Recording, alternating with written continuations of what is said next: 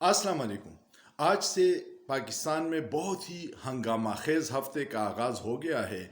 बहुत बड़ी डेवलपमेंट होंगी। ये हफ्ता हर लिहाज से बहुत ही अहम है।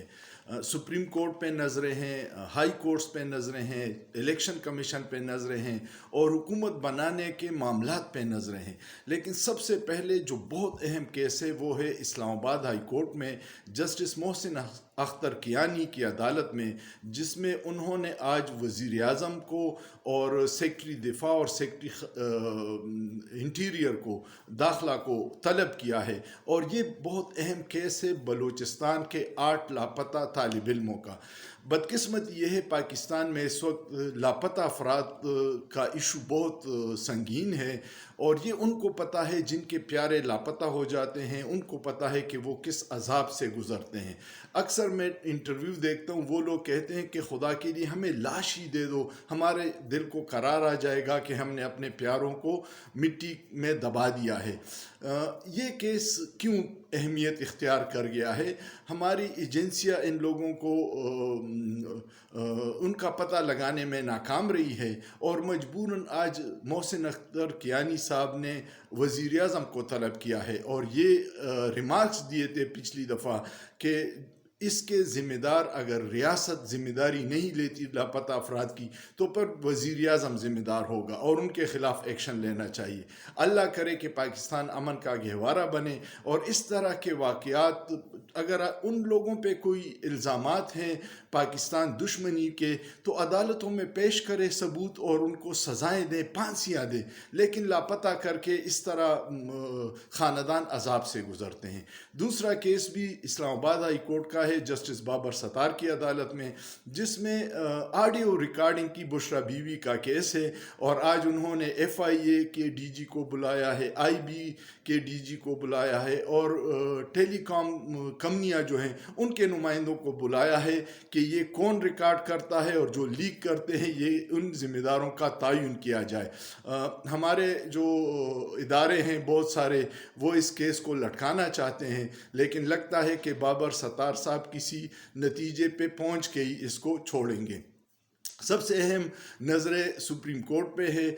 आज इलेक्शन को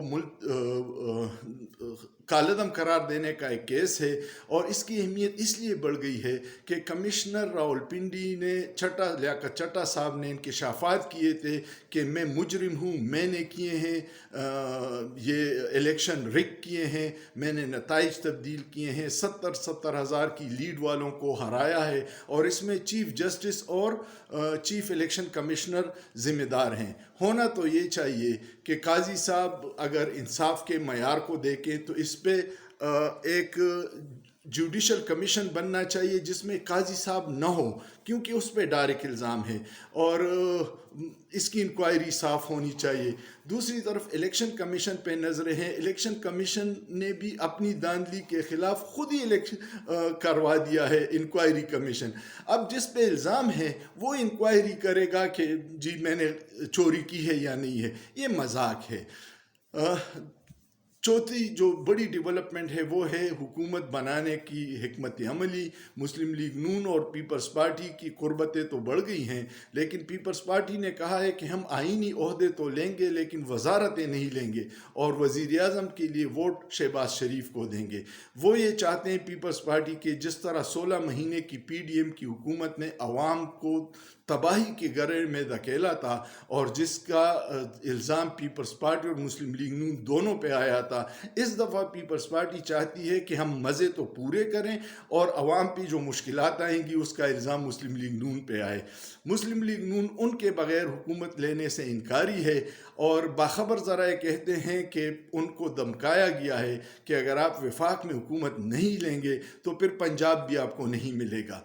ये सारी डेवलपमेंट है और बदकिस्मती देखिए, जिस पार्टी ने सबसे ज़्यादा वोट लिए हैं, जिसके रास्ते रोकने की कोशिश की गई, जिसको इलेक्शन के बाद नताइज तब्दील करने की कोशिश करके उनके अक्सरियत को अक़लियत में बदला गया है, उनको दावत नहीं दे रहे। ये इस रियासत की बेईमानी है हमारे हुक्मरानों की और रियासत की कि अगर आप अवाम की ख्वाहिशात जिनको उन्होंने मुंतखब किया, اس کو حکومت نہیں دیں گے تو یہ جو چوری سے مینڈیٹ چرا کے آئے ہیں وہ عوام کی مشکلات ختم نہیں کر سکتے.